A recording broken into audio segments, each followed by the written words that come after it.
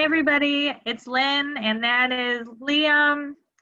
Welcome to the Ins and Outs with Lynn and Liam, or Liam and Lynn, where we talk about newspaper articles or newspaper articles. Oh, newspaper. Oh, I clipped this from the newspaper for the week. Articles from the internet related to sex or health or relationships or anything that we teach about. So I'm going to start this week, Liam. So I originally just shared my article with you for fun, and I didn't think it was going to be my article of the week, but then I leaned in and I decided it was going to be. And so my article is from the New York Times, and it is announcing that Pantone, is that how you pronounce it? I think so. In my head, I always pronounce it Panettone, like the Italian Christmas baked good, but that's not right. Anyway, Pantone announced what the color of the year is this year, and it is menstruation red. Are you familiar with the color of the year? I am not.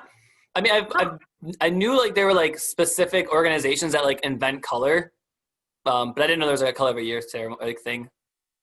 So like I've followed the color of the year for probably 5 years now.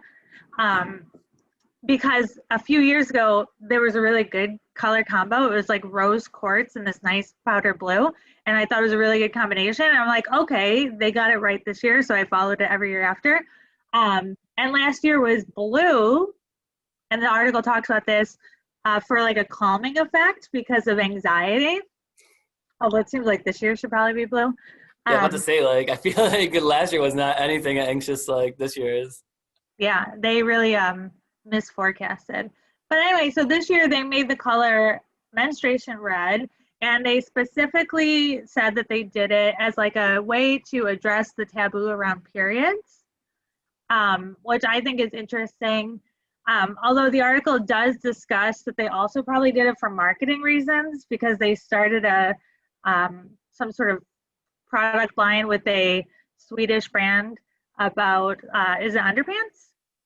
Yeah, I think it was like some sort of like underpants thing. Do you like that I say underpants? It is a PR stunt, definitely, hands down. I also say underpants. I think it's a PR stunt every year though. Like this whole company's point is that their whole job is color matching. Like that, they don't like, I don't think they make paint or anything. Their whole job is like hyping colors and being like the color guru. So like if they're not selling themselves at all times, what are they selling? Yeah. Like they don't sell a product. It's just, I don't know. I think it's all marketing. I think everything they do is marketing. So of course this is some sort of marketing scheme. Yeah, I mean, aren't they like a marketing company? Yeah, it's not, but yeah, so like that's what they do all the time. They don't make money any other way. So of course they're like trying to behave in a capitalist form. As we all are. But I do think the idea of color forecasting is really interesting in general. Like, I'm gonna guess what color is gonna be the color of the year. And because I said it, it's gonna be the color of the year. And like, I'm the color guru. And the fact that this is something people do, it seems very bizarre to me. Yeah, so it reminds me of like that scene in Devil Wears Prada where like Meryl Streep is like, that color fuchsia you're wearing is because blah, blah, blah, blah, blah, blah, blah. And you think you're just being original, but you're not. And I was like... Yeah. Well, and I just think like if I had to, my dad is not alive, but if I had to explain to my dad, who is like a grumpy 75-year-old man, that like there's a company that just tells you what color is cool and like helps you match colors, he would think it was like the most absurd thing in the world. He would like refuse to pay for anything. Like he would not understand it. And so the fact that it's out here is just awesome. Right. I'm always like, so besides for like this one like marketing thing, like is period red gonna be the color of the year? I hope not, to be honest. I think most people don't look very good in red. Yeah, I'm not a huge fan of wearing red. I don't think I own anything red. Except maybe underpants. Me either. Although, do you know if you wear a red bra under a white shirt, it won't show up? Really? It's something about the color pigments together. I can promise you that's a fact. I thought it was like gray or something. No, the red, it matches. Oh, I think it's if you're a white woman. I'm not sure if if you're black or brown. But the red, the way it matches your pigment, it doesn't show. Weird. Is that interesting? I guess so. I don't know if it's. I don't believe you actually. So I don't. Next week, I'm gonna wear a red bra underneath a white shirt, and you're not even gonna know. Does it work with underpants too? Yeah, it does. It's just the way it matches with your color. Huh. So the more you know, Liam. The more you know. I do like that they talked about it as like not in a gender, like they were like talking about menstruation is important regardless of gender. And so they were trying to make it more of a universal theory. I did think the article was really off when they discussed like, they were talking about lack of access to care for pads and stuff. And they said things like, in some parts of the world, people miss school because they don't have access to menstruation products. And it's like, the New York Times, I think you mean like every part of the country. Like people miss, like this isn't a unindustrialized world problem. This is like a Buffalo, New York problem. Yeah. And they talked about it as if it's like an exotic other people problem.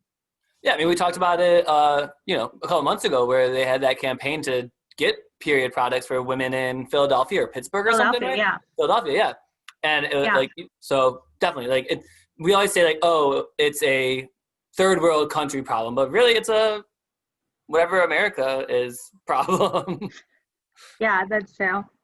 One of the article highlighted like complaints, although the complaints were like tweets, and I don't, like they cited people's personal tweets, and I'm just like, okay, that's not really a complaint. That's just somebody on the internet being snarky. But one of them was like, is this really an accurate color match?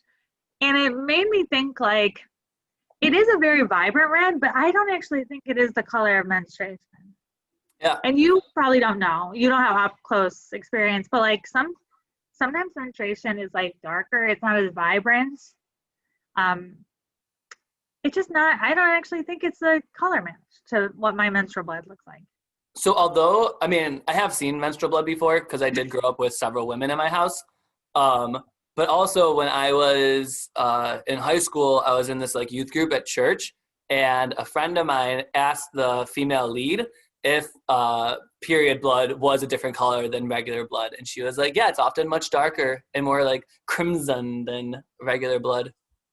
Yeah, this is just like a vibrant red. Yeah. Which is, I guess, how you would hope that your period blood looks, because it's like less, I don't know, when it's all dark and stuff, it's a little gross. But I'm also like, I have a red bag in my living room from like a gift Jay got, and it looks just like the same color. So did they really invent a new color, or is it just like a standard red color that they're now calling period red? I mean, that's probably more like it. But it's the color of the year, Liam, so get ready. You're going to be wearing it all year. I probably will not. But one other thing I had a question about is, now that period red is becoming a thing and we're trying to make periods more, like normalized or whatever, or like we can talk about it and not be like, grossed out. When do you think period red shade is going to be in that big box of Crayola crayons with the thing on the back with the sharpener on the back? Because that's when you really made it as a color, like midnight blue, macaroni and cheese, period red. Red. Interesting. We should contact Crayola. Well, and that'll be very destigmatizing, right? A kid will be like, Mom, what's period red? And she'll be able to explain periods. Wow, you really got an idea here. I know. We should create a change.org. Yes, we should create a change.org for like anatomy shades. We can do like clitoris color. I think that might be not up Crayola's alley. Probably not. Also, clitorises are all different colors. So there is no one color for clitoris. Clitori. Well, you could do a special crayon pack that is all different colors related to that, though. Yeah. Oh, you could also then add like the head of the penis too for different colors. Yeah. Interesting. And then you got an idea here. Well, I mean, I feel like you could sell it at like the sex ed conference. You could sell 100 packs of crayons. Probably. I bet you 100 is how many you'd sell. Definitely. Yeah. And you could do like, different sexual anatomy things, colors. Or fluid colors. I think you should do it all. Like you can have like, vaginal secretions, yellow, cum white, period blood red. You could even do like what the color might be if you have like a sexually transmitted infection. Yeah. A nice pussy green. I like a nice ugly green. Although that's not always the case, right? Anybody who's watching, your fluid could be completely regular color and you still might have an STD. Yes, only about less than 60% of people with an STI have any sort of external symptoms, especially when it comes to gonorrhea and chlamydia. Right, yeah. Let's see, did I have anything else to say about this? Oh, I did. I can't believe that women menstruate for 7 years total. Like, because they said like you menstruate for like 2,535 days, which equals out to nearly 7 years if you were just to menstruate straight on. Yeah. No, I believe it because I think about it all the time. It's just crazy. Like menstruating is one of my arch enemies. If you were to take like all of menstruation, right, like the 7 years, that's like almost a tenth of of your life. Wow. Yeah. No, menstruation's the worst. I don't care what anybody says. I constantly think about ways I can get rid of my menstruation. Yeah, I me's natural. We shouldn't shame it, but at the same time, I hear it's not something women enjoy very much. It's just inconvenient. It's just not convenient. I feel you. It's just like not. I guess it's not the worst, but it's just like, oh, this again, and it's like nonstop. It's like if something annoyed you 4 days a month, every month for your entire life, you would just get really annoyed by it. Definitely. I'm happy I don't have to menstruate. Yeah, listen, I think about it all the time. I think I might have solved my problem, but I have concocted like a birth control method that will allow me to not menstruate for long periods of time. But because I'm also not reliable with birth control, that's the other problem. Yeah. I'm forgetful, so you can't. Anyway, it's a long story, but I'm working on it. I'm working on it. Okay, are we ready for your article? Yes, but you actually just reminded me of something. So, like, how like they're always talking about male birth control and things like that?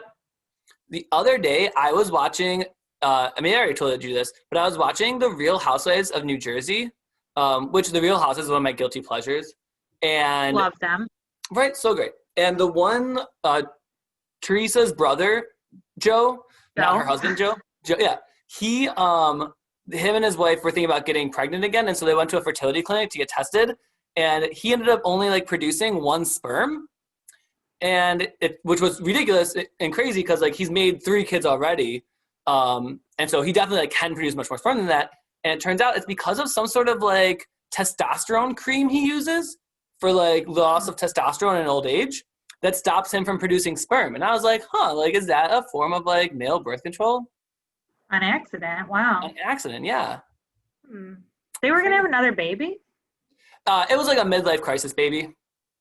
Oh, I like Joe what's Joe his Judice? wife's name? And yeah, what's his wife's name? I can't remember right now, but I do like her too. She's like one of my favorite characters on the whole show. Yeah. She seems like one of the most Melissa. Melissa Gorga, yeah. Melissa Gorga, yeah.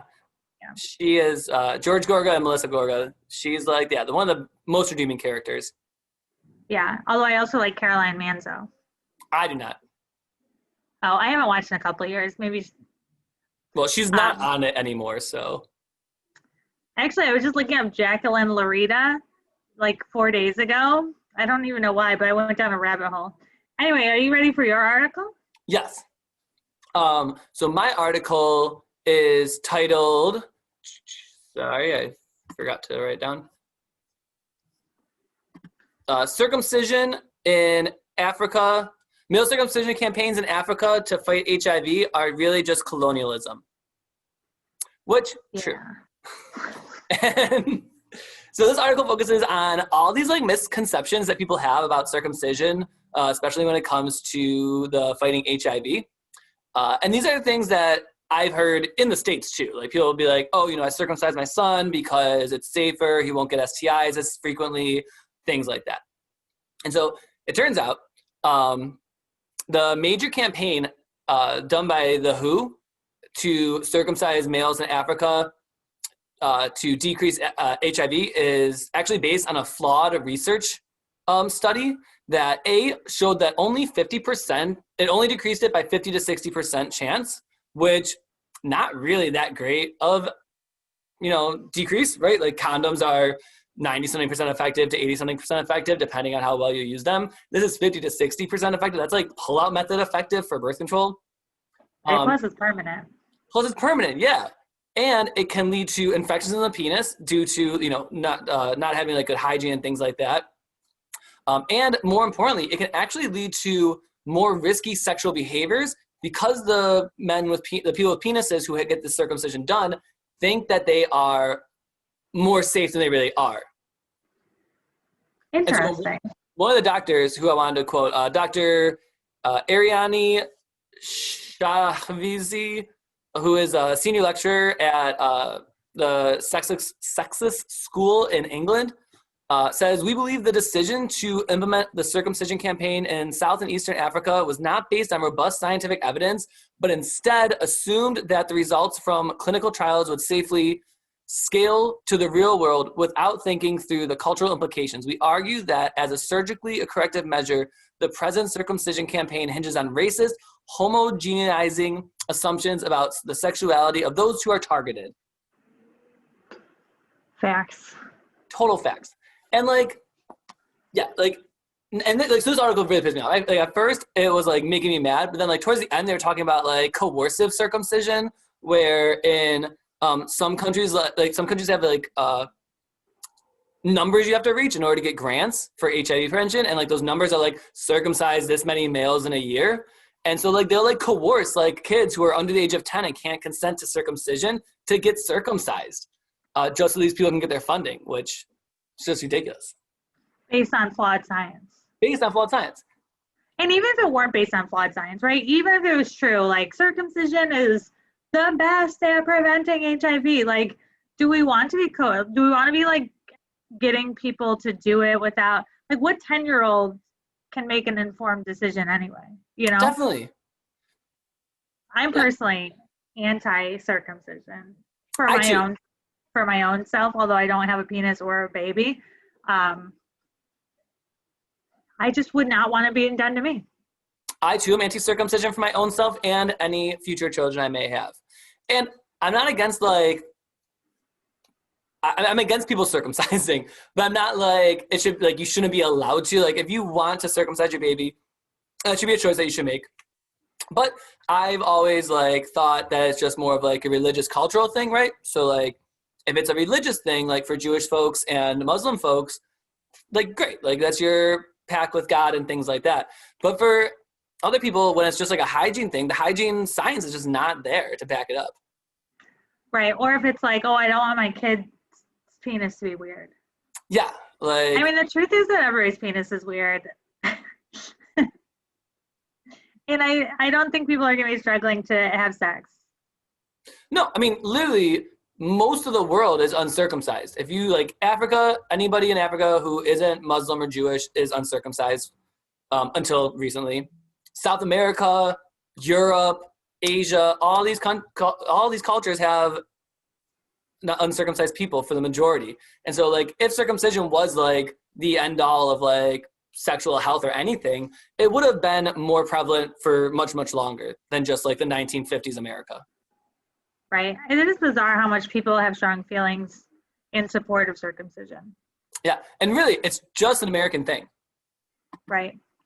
I did like this article talked about other ways that I do like the way the article discusses history of reproductive injustice against Black people, because we don't really talk about it a lot, and it specifically mentions the syphilis testing. But I mean, even to this day, look what was happening allegedly happening in the ICE camps with the hysterectomies.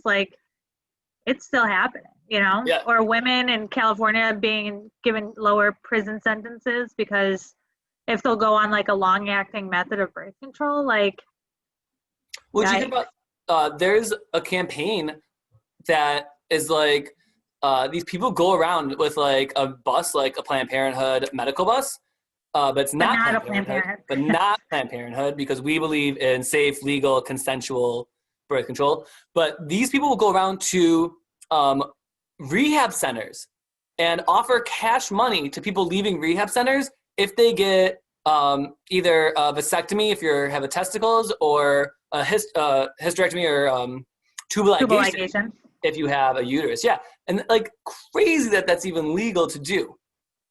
Well, it's also just absurd because I've been trying to get a tubal ligation for like a year now with very little success. Well, no success, but very little momentum. And the thought that they're just like, nope, Lynne, you cannot do this. I'm going to make it really hard for you. But then they target people who they deem like less worthy, who like don't actually want it. It's offensive. Definitely. Another terrible part about like the fact that we've experimented on Black and brown bodies so much without like consent is that when we try to produce new medications nowadays, where we want like a diverse sample size of women and men, of people of different races and genders, Black and brown people don't trust the medical industry enough to be part of these things. So then we have drugs that come out that are only tested on white folk and only are shown to be like effective on white folk. But then it says like, oh, for everybody's use. But in reality, like they often don't work the same on people of different races. Right. And that mistrust is obviously completely valid. Yeah. Yeah. Even this thing was talking about how one of the studies in Africa was violated Tuskegee ethics rules because they allowed women to get HIV. Oh, that's interesting to think about. Because if you're studying it, you know that risky behavior is happening and you're not intervening. Yeah. Huh. Interesting. So they did 25 million circumcisions. What was the period of time? Do you know? I do not know. I did not see like from this date to this date kind of thing in there. It's just it's a lot of penises. Yeah, I mean, well, the study only came out like maybe a decade ago. So probably within like 10 years. Yeah. Wow. Yeah. Do you know, you and I know somebody do you know what they call people who are anti-circumcision? Or do you know what people who are anti-circumcision call themselves? No. Intactivists. Oh. Because they want to keep the penis intact. Definitely.